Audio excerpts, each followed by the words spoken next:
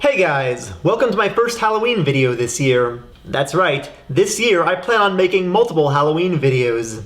I figure it's only fair since the last time I made a Halloween video was in 2015, and I haven't really made any since then. So yeah, for the rest of this month, I'll be giving you either 2 or 3 more Halloween videos after this one. Now this one was actually filmed in 2017, and I was planning to release it the same year. Unfortunately, by the time I was 85% done with the editing, it was already late November, so I decided to scrap it until 2018. But then I forgot in 2018 and forgot in 2019 as well, so now I'm uploading it. Just pretend it's 2017, alright? Not that hard, really. Also, stick around to the end of the video, I'll be giving you another announcement that you guys might be interested in. With that said, hope you enjoy my review of Zombieworld. Every year in October, I make a special Halloween review of a movie that was released around Halloween or has something to do with Halloween. In 2014, I reviewed Monster Mash. In 2015, I reviewed Eat Me the Musical. And in 2016, I forgot to make a review. Now I know what some of you guys are thinking. Why the hell am I reviewing Zombieworld? Why would I bother reviewing the music video that I made 2 years ago? It's a bit unnecessary, plus with me writing the song, performing it, and creating the music video, I would be a bit biased in my review. Well, the answer is that that's not what I'm reviewing today. Rather, I'm reviewing a movie that was released in the same year as that song and has the same name, Zombieworld. And now I'm sure a lot of you are wondering, hey Spaceman, why did you name your song with the same title as a movie? Well, here's the thing. I actually wrote my song, Zombieworld, back in 2014, but didn't ever release the music video until 2015, during which time the movie was made. But don't worry, you can tell the two apart because my song has an exclamation point in the title.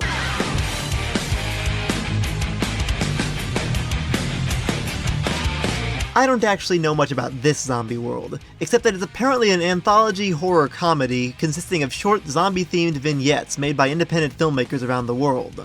When I did a Google image search for it, most of the pictures I found were of the similarly titled Zombieland. The DVD case for the movie appears to have the Gene Simmons tongue implant, while the poster is blatantly ripping off the poster for War of the Worlds. So let's see how long it takes for this movie to get weird. Nice of the movie to let me know that I'm probably going to dread watching it. The film opens up with mock found footage of people running from something and... wait, what the hell? Well, that didn't take long at all to become weird. Why the hell is Santa Claus there? The scene is shot in such a way that I can't tell what's going on, what they're running from, or really much of anything, which is made more annoying when one of the characters keeps asking, "Did you see that?" Oh my god, did you see that? What the hell was that, man? No, I didn't see that. I can barely see anything. Maybe this wouldn't be such a problem if it weren't shot like the friggin' Blair Witch Project. Well, somehow or another, Santa has turned into a zombie. Great. 2 minutes in and our main character is already dead. Does that mean that this movie is over? No, it just means that he's turned into a zombie and everything is shot even more incoherently. This feels less like I'm watching a movie and more like I'm watching a Let's Play of Outlast. And I don't know what this is, so I'm guessing that Dave Grohl as Satan is challenging Tenacious D to another rock-off.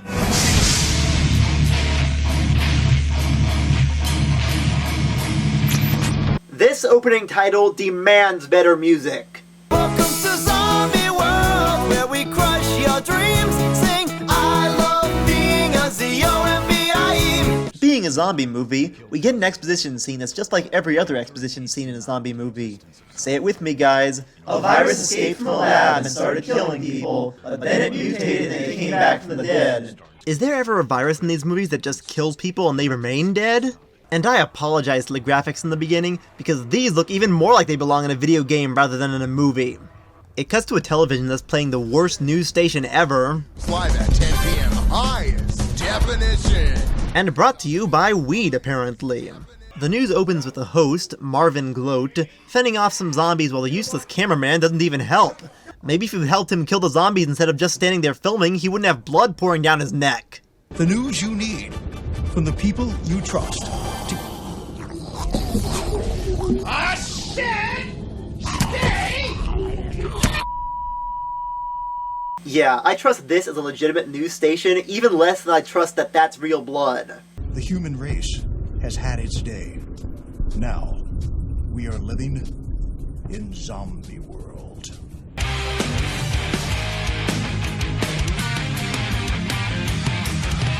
Boy, I wish it ended there.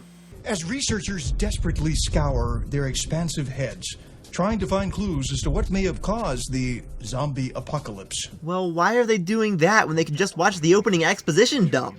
we take you now to the place where the first clash between the living and the dead occurred more than 2,000 years ago. So it cuts to the first sketch where... Wait, what? Jesus! My thoughts exactly, Peter! Also, wait, this short has subtitles? Just like that one part of Eat Me? Why am I finding so many similarities between these two movies? So, yeah, a Spanish language short film about Jesus.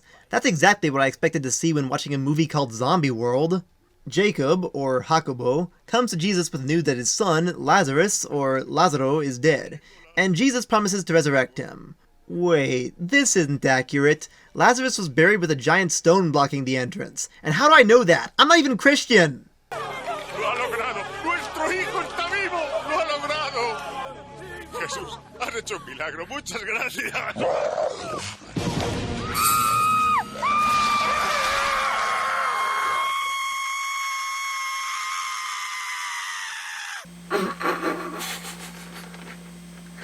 Okay, to be fair, that was pretty funny. Good thing the Romans are there to put a stop to this. Too bad they're all friggin' red shirts! ¡Oh, Dios mío! ¡Fariseos zombies! ¡Romanos zombies! ¡Cowboys zombies! What? Okay, you have cowboys, you have zombies, and you have Jesus. Regardless of how the rest of the movie turns out, this opening short is one of the most awesome and hilarious things I've ever seen. Though I do have to ask, is he a zombie or did Jackson Pollock just do his makeup? I honestly can't tell. Right as Jesus explains that if they stick together, the zombies won't get to them, it turns out that Judas is just a filthy coward. Jesus brings Judas back to life, but he forgets to cut the noose first, so... ¡Lo he logrado! ¡Lo he devuelto a la vida humana! ¡Al fin lo he devuelto a la vida humana! ¡He conseguido el milagro! ¡Judas! ¿Judas? When he does finally bring Judas back, it looks like their time is over. Thankfully, zombies turn out to be worse at aiming guns than the stormtroopers. So, I'm not kidding here. Jesus and Judas fight back the zombies by clobbering them with fish that Jesus continuously makes more of. I know that sounds too silly to be real, but just watch.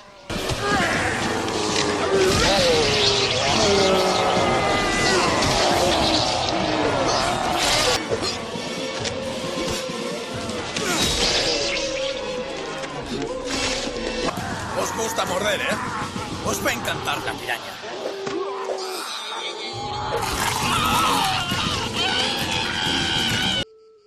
Al final, no hemos evangelizado a nadie. Al menos hemos enviado un gran número de almas al reino de mi padre. Best PureFlix movie ever! The biblical tale of Lazarus was one of the first quote-unquote zombie stories in well-known literature, and this short takes it all the way and just has fun with it. You can actually find this short on YouTube under the name Fist of Jesus. If you take nothing else from this review, at least know that this one short is definitely worth checking out. Now back to more mediocrity. The next short is a public service announcement called How to Survive a Zombie Apocalypse. As long as it's not the Scout's Guide to the Zombie Apocalypse, that movie was horrible. By the way, if you couldn't tell that these shorts were all made by different directors, get this. The zombies are pretty slow and unintelligent beings. Yeah, so slow that in the last short, the entire town was taken in less than 2 minutes after Jesus resurrected Lazarus. And unintelligent enough that they not only knew how to use guns, but they knew how to speak near-perfect Spanish. Wait, that's not a zombie, that's just Irma. Don't shoot her, she just wants to sell you candy. The girl shoots all the zombies surrounding her, but it doesn't matter since the city is nuked anyway. Well, that short has a point. We are reporting on day 9 of the zombie apocalypse. To be honest, the scrolling text at the bottom of the screen is more entertaining than what Marvin Gload is actually saying. The next short takes us to Ireland, where the main character, Chris, seems fully aware about the zombie outbreak, yet still leaves his house to go shopping. Doesn't seem like a very good idea to me, but I guess I've never been in a zombie apocalypse before, so I wouldn't know. Oh look, your roommate's dying. Maybe this wouldn't have happened if you kept your doors locked and didn't leave the house. Jesus, Steve, what happened? Well, obviously... Oh, Christ. Don't leave me. I don't want to be alone. I think you have bigger problems than that. What? Me, you, and a bunch of Christians. Hey, I'd like to see the look on their faces now, eh? What with all the zombies? They probably aren't that shocked, considering that zombies are apparently part of their scripture. Get used to this guy, by the way. He's the only one in this short who has dialogue. I don't remember worshipping a false god, but I can't say I definitely didn't. What classes as a false god these days, anyway? I mean, I worship the pussy, you know what I mean, but... Oh, yes, the pussy. But yeah, it's not like it's a false god or anything, it's just like, well, the pussy. Gee, it's like Shaun of the Dead, but less funny. I know you thought I was talentless, little kid, but you listened. You even didn't mind when I played during your first date with Katie. She's dead. Used to fancy her. I spied on you two having sex once. Oh, she had awesome tits. It's weird because this short can't seem to decide on how it wants to portray its main character. We go immediately from him admitting that he spied on his best friend having sex, to him monologuing apologetically about his situation, as if we're supposed to sympathize with him. Even when Chris reads Steve's suicide note, I'm not sure who's supposed to be the good guy or the bad guy in the situation. I'd rather become one of the undead than spend the rest of my life with you and your stupid guitar. I hate you, and hope the zombie me eats you. It looks like you're not going to be the one who does best in life after all, you dick! And why does it cut back to the news station afterwards? There's literally no way they're possibly getting all this footage. This framing device fell apart before the movie even started. This is a live feed from a quick stop, only 3 blocks from this reporter's location. That's odd. For a live feed that's supposedly filmed from the dashcam of a police car, there sure are a lot of different camera angles. Who bit him? How many people? What rock has your police car been buried under? Have you not been hearing about the zombies that took over the world and have apparently existed since the time of Jesus? Guess that's what happens when you take a bunch of unrelated short films and try to act like they're all taking place in the same universe. It doesn't matter anyway. The cop gets eaten by zombies. Great, back to this guy. Reporting to you on day 7 of the zombie apocalypse. Wait a minute. Just earlier you said it was day 9 of the zombie apocalypse. We are reporting on day 9 of the zombie apocalypse. Get your friggin' facts straight, movie. Actually, I don't care. This movie's just as boring either way. Even domesticated animals have gotten in on the act. We're receiving reports of undead cows going on rampages, attacking and devouring the living. Oh, the irony. What? Why can't we see that? That sounds hilarious. Hell, the zombie cows premise alone would make a hit on sci-fi. Oh, we're going to Australia now? Just think of the potential. Zombie kangaroos, zombie koalas, zombie midnight oil? This could be hilarious! But no, it's just a straightforward sketch about a woman surviving against normal human zombies. Haven't seen that one before. This one isn't even comedic. It's just a normal horror sketch that happens to take place in Australia. It's all done without dialogue, and not much really happens. I mean, she kills some zombies, looks at some pictures, puts a ring on a zombie's finger, almost shoots herself in the face, makes out with a zombie, and then stares into the camera? Man, Mad Max got really boring after Fury Road. Well, that wasn't rife with joke material, so... Insert NXS, AC/DC, or cartoon physicist reference here. Well, I'm now halfway through the movie. How is there still 50 minutes left of this? Oh great, another public service announcement. Faster, stronger, and smarter. For their kind, anyway. Hey, that's racist! So we get more CGI blood and all that crap, and hey look, the chick from the earlier sketch survived. Only she's a zombie now? So wait, she can somehow survive being in the path of the nuke, yet still gets turned into a zombie? What, was Indiana Jones' refrigerator not zombie-proof? There's so much damn CGI in here that I'm 90% sure that the smoke coming from that cigarette is CGI. Because even in the middle of a zombie apocalypse, cancer is the real killer. I feel like Marvin Gloat isn't as much turning into a zombie as he is turning more and more into William Shatner. We next go to Canada, where... oh great, that's what the movie needed, more shaky cam! Wow, it's like Cloverfield, but on a budget of $5 and with really obvious cuts. Basically, this sketch is your typical zombie movie plot. 3 guys and 1 girl have survived the zombie apocalypse and had to fight off zombies, make it to the car, and drive away. Unfortunately, it appears that they have my mom's car, so it stalls for no reason. Oh no, they shot the girl? Now this short's a complete sausage fest! It turns into an acid trip until they arrive at the house in the Thriller music video. How are you supposed to hole up from the zombies in this rundown piece of crap? I'm lucky. I live high up on a mountain in the middle of nowhere. Even if the zombie apocalypse were to happen, none of them would bother coming up here. Well, the zombies attack and they kill off one of the other guys, but our main character's undoing is his fear of heights. And I guess the zombies attack him as well. So, now he's a zombie and we're seeing his POV? This is just like the opening scene. Only with fewer morons shouting, "Oh my god, did you see that?" Oh my god, did you see that? Shut up! You know, this actually brings up a good point. Why don't zombies just eat other zombies? Oddly enough, the camera is actually less shaky now that he's a zombie. Okay, now this really does look like a video game. Wait, never mind. After playing the video game for a while, the TV sucks this guy in like the hand from Take On Me. You moron, there's a screen right there that shows your bedroom. Just reach into it like before and you'll go back. Too late, I guess. He's surrounded by zombies and some random woman shoots him. Even among all the other shorts, this one was weird. It's one of the shortest ones yet, and I guess it's supposed to be social commentary about video games, but it's handled so poorly that I'm just left being confused. Also, it makes no attempt to tie it in with a framing device. At least with the other shorts, the announcer introduces them as PSAs or reports from other countries. With this one, it just cuts to static before and after it. What, was this short tacked on at the last minute because he didn't think that the movie was long enough? And for God's sake, why hasn't the cameraman shot Marvin yet? It's clear he's becoming a zombie! The next short takes us to West Virginia, where Mailman is totally violating postal code by reading people's mail before he delivers it. That's not creepy. Or at least not as creepy as this little girl. Do come in? Perhaps it's best if I just stay out here. Don't be silly. Our old postman used to always come in for a soda. Aren't you thirsty? I don't get it. Is creepy the only thing that kids in horror movies can be?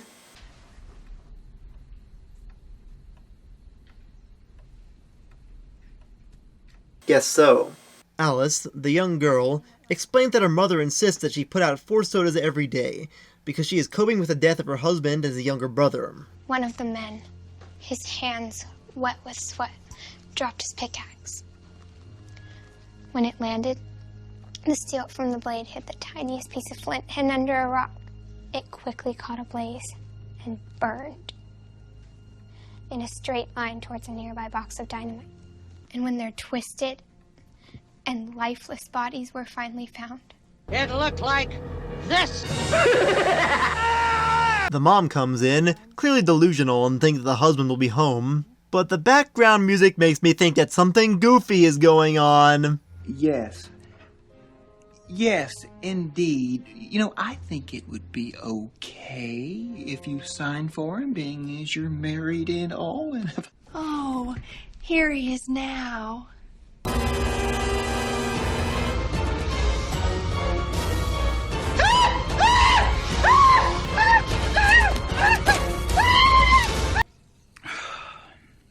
Hey, sweetheart. So who is that odd fellow? That was our new postman. I don't know what got into him. That's right, her husband was alive all along. The daughter just made up a scary story to frighten him away. What the hell does this have to do with zombies?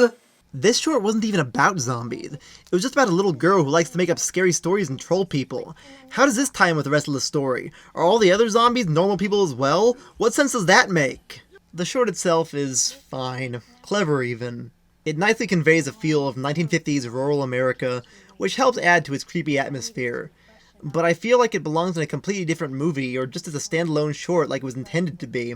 I would question this further, but I still have 26 minutes left of the movie, so let's just get this over with. Oh great, another PSA. We've had, what, 3 of these now?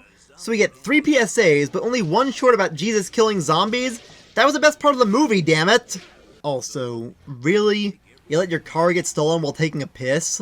Who even leaves their car keys inside their car anymore? That's an amateur fail right there. That car was stolen by this girl, who became this zombie, who was killed by that guy who actually is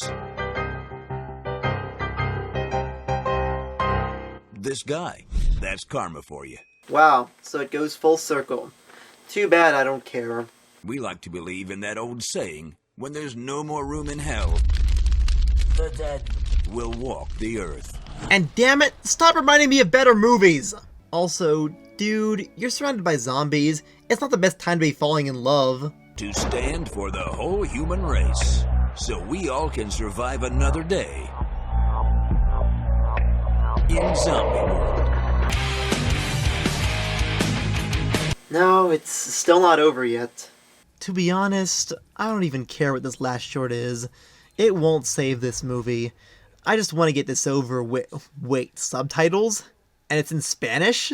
Does this mean... Yes, oh my god, yes! Another short directed by the guys who made Fist of Jesus! My prayers have been answered! Hallelujah! So let's get this underway. The short opens with Mr. Olivares being dismissed by his doctor and told to go relax somewhere. And his handlebar mustache is so big that I'm surprised nobody has used his actual handlebars. This guy just looks like the type of guy who's going to beat the crap out of you. No wonder Dr. Stanley Kubrick seems scared. Olivares shows up at the beach, and I can't tell if that's a green color filter over everything, or if the weather's just been replaced with Ecto Cooler. Well, no wonder the new Ghostbusters flopped. They used all the Ecto Cooler here.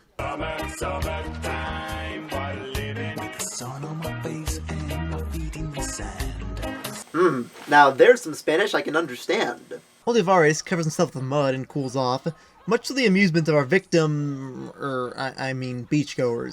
And here are our zombies up from the ocean with no explanation of where they came from. Wow, that zombie literally sliced the guy's head open by throwing a plastic frisbee at him? Come on, even Oddjob couldn't do that. That always bugged me about zombie movies, by the way.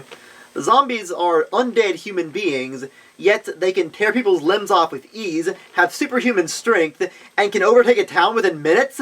What sense does that make? Well, the zombies start attacking the people, and this one girl gets both of her friends killed, but just sits there, screaming and not doing anything while she's covered with blood. You have legs, you idiot! Run! It doesn't matter, I guess. Everyone that does try to run gets killed anyway. Throughout all of this, our protagonist keeps calm, smiling and lying in the mud while listening to his music. And let's be honest, as soon as we saw that one guy get buried in the sand, we all knew in our hearts that he would be the easiest zombie kill. But our hero's calm demeanor is broken when his Walkman battery dies.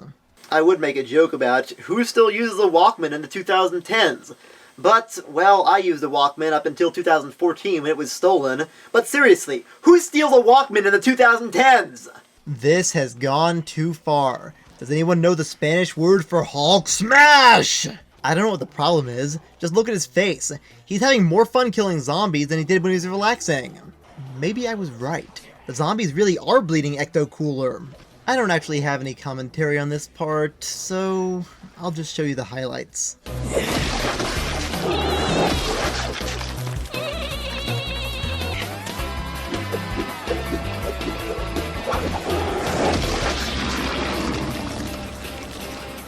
Finally, after defeating all the zombies, he triumphantly rises from the ocean and approaches the one girl. Remember, the one who didn't know how to run? A kiss for saving you? Nah, just take my picture. Speaking of idiots who don't know how to run...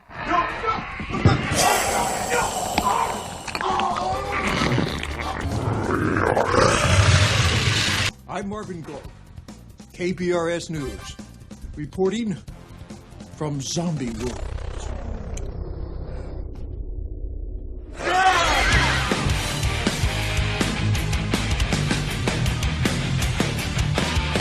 Oh, it really is ending this time? Then how is there still 8 minutes left?